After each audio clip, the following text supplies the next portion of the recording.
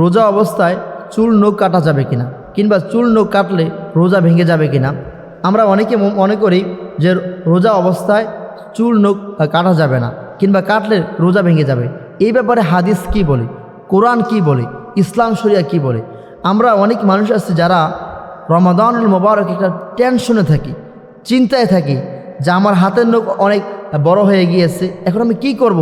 দিনের বেলা সময় পাচ্ছি কিন্তু কাটতে পারছি না, দিনের বেলা আমার মোষ কাটতে হবে, সময় পাচ্ছি কিন্তু ভয়ে আতঙ্কিত হয়ে আমি কাটতে পারছি না, কি করব?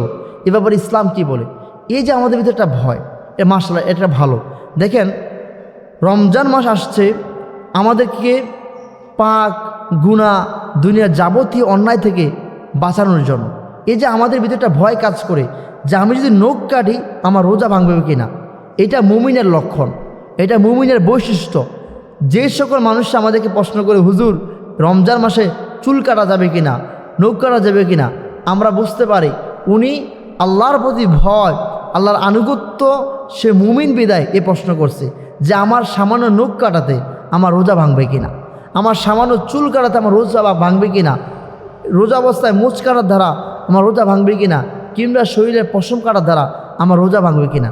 দেখেন, রোজা অবস্থায় চুল নখ কাটলে কিংবা শরীরে পশম কাটলে রোজা ভাঙবে না, এর সাথে রোজার কোনো সম্পর্ক নেই। রোজা ভাঙে শুধুমাত্র পানাহার দ্বারা। আপনি পানাহার করলেন, আপনি খাবার খেলেন, অথবা স্বামী স্ত্রীর যে মিলিত আছে এটা দ্বারা রোজা ভাঙে।